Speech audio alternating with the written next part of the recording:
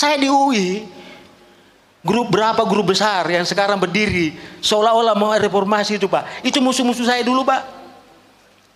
Di awal-awal itu saya angkat bendera melawan Jokowi itu 2016. Setelah kami ke istana itu beritahu Jokowi jangan lakukan ini, jangan lakukan ini. 1, 2 sampai 10. Saya minta itu.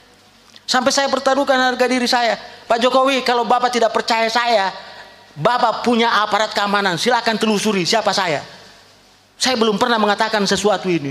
Kenapa? Karena saya sudah mencurigai watak Jokowi itu. Bapak tahu, 2 minggu sebelum pelantikan presiden itu saya datang ke wakil presiden, namanya Maruf Amin. Apakah saya datang ke sana minta jabatan? Enggak.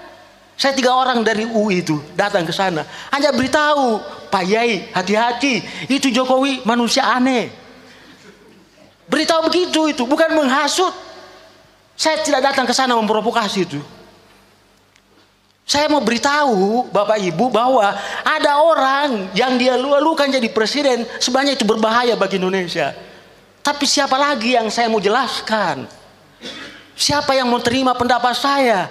Ketika semua teman-teman saya mengatakan Jokowi itu bagus, orang dari desa. Anda tidak perlu tahu, Anda pernah tahu bahwa Jokowi itu sudah lama dipersiapkan. Informasi itu yang tidak sampai ke tangan Bapak Ibu, sehingga mudah sekali ditipu oleh media, mudah sekali ditipu oleh para bandit-bandit politik yang dari kampus-kampus itu. Akademisi, dosen, intelektual, mudah sekali kan tidak dikasih duit, suruh ngomong dia, Bapak ikut semua. Apa jadinya sekarang? Menyesalkan kita pelihara Jokowi. Dan setelah celakanya itu bukan berakhir Jokowi, ada lagi anaknya dia titip. Karena itu saya bilang, saya tulis di situ Pak, Jokowi adalah presiden terburuk yang pernah dikirim neraka ke bumi. Saya bilang begitu. Dan Jokowi itu adalah hukuman bagi bangsa Indonesia. Karena bangsa Indonesia suka menganiaya dirinya sendiri dan suka menipu dirinya sendiri. Jadi Jokowi itu tidak ada, dia bebas. Dia hanya menjalankan tugas takdirnya dia. Dia diutus oleh neraka. Dan dia diutus untuk kasih menderita Bapak. Itu saja itu. Dan saya menghindar dari situ, saya sudah selamat. Saya sudah ajak semua orang, tapi orang lain tidak mendengarkan saya. Oke, saya masuk ke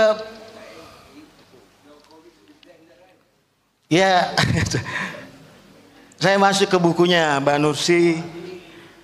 Itu buku ini adalah karya jenius. Sangat susah dipahami, Pak. Kalau Bapak membacanya hanya menggunakan pikiran 50%, Bapak tidak bisa nangkap. Percaya saja. Karena itu jahitan.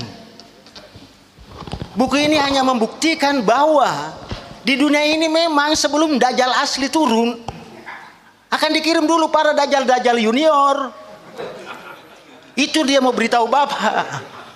Bahwa akan ada nanti dunia ini bukan menjadi baik, dia akan menjadi buruk.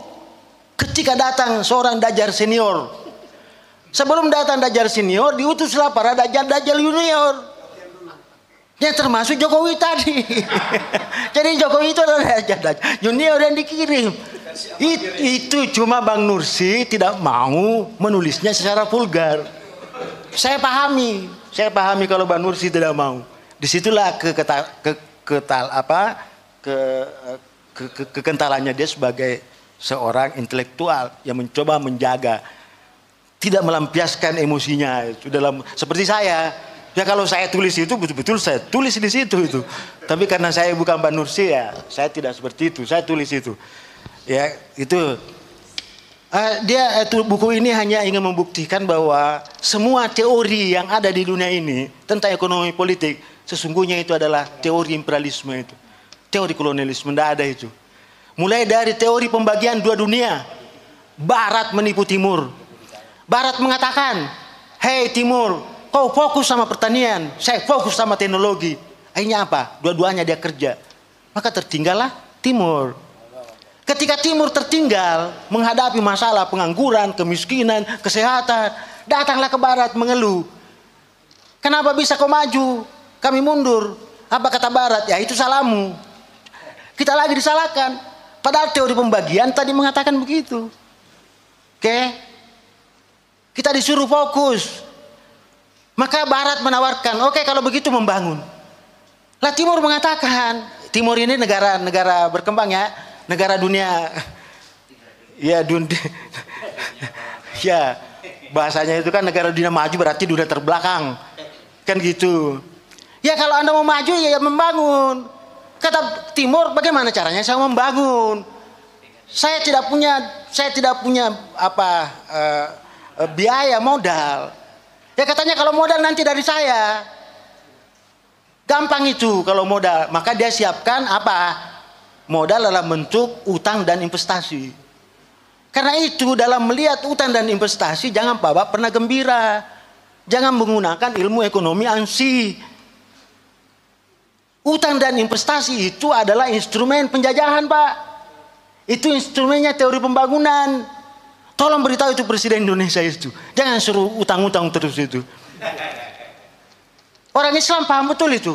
Kalau ada orang yang banyak utangnya, malam tidak bisa tidur nyenyak, siang dia selalu sembunyi mukanya. Dan keluarga yang dibangun dari utang pasti bubar dia. Kenapa? Karena tukang kredit datang semua. Ngancam-ngancam itu. Itu aja analoginya sederhana itu. Kenapa Jokowi suka berutang itu? Karena memang mau menjerumuskan negara kita itu. Saya katakan tadi, saya konsisten mengatakan bahwa Jokowi itu adalah presiden yang terburuk yang pernah dikirim neraka ke bumi. Saya ulangi lagi. Saya tidak mau lagi memberikan itu. Capek saya itu. Capek saya setiap hari WA dipenuhi dengan kutukan kemarahan terhadap Jokowi. Saya mau tutup itu dengan menyadarkan, hey, Jokowi itu adalah manusia terburuk yang dikirim neraka ke bumi. Tujuannya untuk menghukum Anda. Untuk kamu semua karena kamu tidak sadar. Coba bayangin itu. Ini orang Indonesia ini kayak lagu dangdut. Suka sekali lagu dangdut. Dirampas cintanya, pacarnya, diperkosa, malah dia nyanyi, hei, jangan kau lari pacarku. Goyang dia, Pak. Tidak mau bunuh diri. Tidak mau kejar si pemerkosa itu. Itu orang Indonesia itu. Jadi dia senang sekali itu membicarakan nasib buruknya. Dia senang itu. Coba, Pak. Dia gembira itu jadi wapresnya itu si Gibran itu. Coba bayangin itu. Padahal kalau dia marah, dia kumpul marah itu, sehari itu bisa lenser Pak. Kekuatan demokrasi itu adalah ketika Bapak sadar untuk berkumpul, untuk berteriak. Sejarah demokrasi adalah sejarah memenggal penguasa.